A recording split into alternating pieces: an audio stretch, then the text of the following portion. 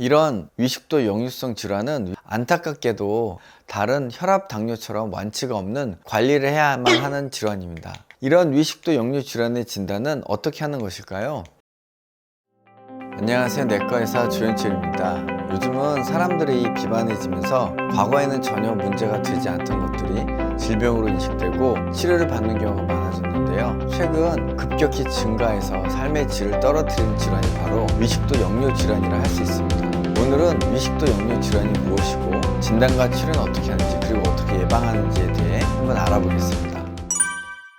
우선 용어를 좀 이해하실 필요가 있는데요. 위식도 역류 질환을 네이버에서 찾아보면 다음과 같이 설명되어져 있습니다. 위 내용물이 식도를 역류하여 불편한 증상을 유발하거나 이로 인해 합병증을 유발하는 질환이다 라고 정의되어 있죠. 이런 위식도 역류성 질환은 위산이 식도를 역류하여 점막의 손상을 발생시키는 미란성 식도염과 역류는 하지만 점막의 손상은 없는 비미란성 식도염으로 나누며, 특히 미란성 식도염을 역류성 식도염이라 부르게 됩니다.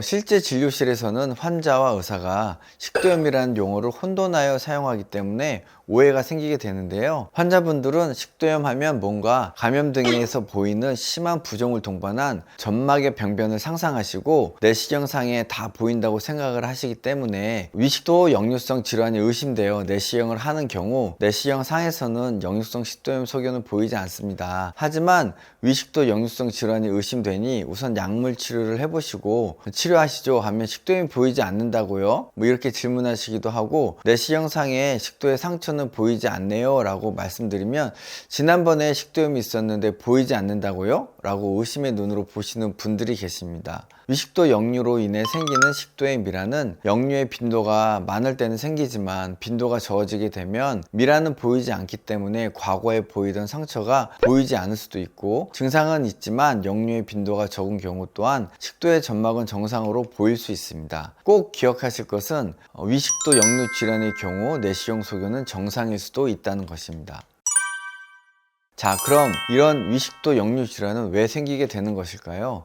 하나님이 사람을 만드실 때 위에서 식도를 역류하지 말라고 식도의 하부에 괄약근이라는 구조물을 만드셨는데요. 괄약근의 힘이 떨어지거나 아니면 복압이 높아져서 역류하는 힘이 괄약근의 압력을 능가할 때 역류가 발생하게 되는데요. 그래서 체중 증가, 과식, 야식, 지방식, 괄약근의 힘을 낮추는 약물, 주로 혈압약 중에 칼슘 채널 블로커, 엔세드라 불리우는 소염제, 커피, 술, 담배, 탄산음료 등등등 여러 요인에 의해서 역류성 식도염이 발생하게 되는 것입니다.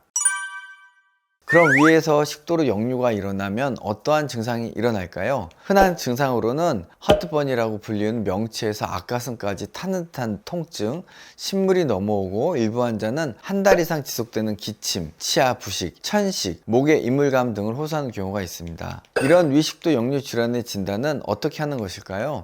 증상이 의심되는 경우 내시경 검사를 시행하게 되는데요. 내시경 검사를 하는 목적은 실제 위식도 역류를 증명하는 것이 아니라 비슷한 증상을 유발할 수 있는 위궤양 등의 질환, 특히 위암을 배제하기 위한 것이고, 위식도 접합부의 상처의 유무 및 심한 정도를 관찰하여서 식도염을 발견하고 위중도를 평가하여 치료의 방향을 결정하기 위해서 시행하게 되는 것입니다.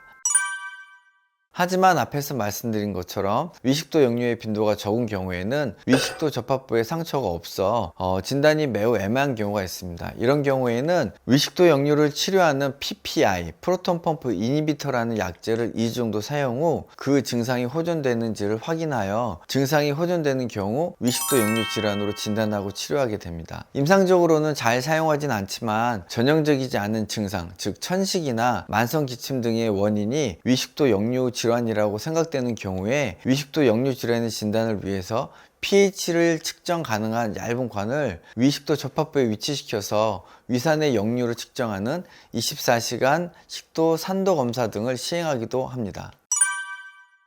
자, 그럼 위식도 역류 질환은 어떻게 치료해야 할까요? 위식도 역류를 일으키는 원인들을 줄이고 또 증상이 심한 경우에는 투약을 해볼 수 있습니다. 제일 중요한 것은 체중 감량이며 과식, 야식, 지방식을 줄이고 술, 담배를 멀리 하시는 것이 필요합니다. 이외에도 일상생활에서 복압을 높이거나 위식도 역류의 빈도를 증가시키는 생활습관의 변화도 필요하죠. 증상이 심한 경우에는 프로톤 펌프 이니비터라는 PPI나 최근 많이 쓰는 PCAB이라는 약물을 사용하여 치료할 수도 있습니다. 오늘은 가슴앓이의 흔한 원인인 위식도 역류 질환에 대해 알아보았습니다. 안타깝게도 이 병은 다른 혈압, 당뇨처럼 완치가 없는 관리를 해야만 하는 질환입니다.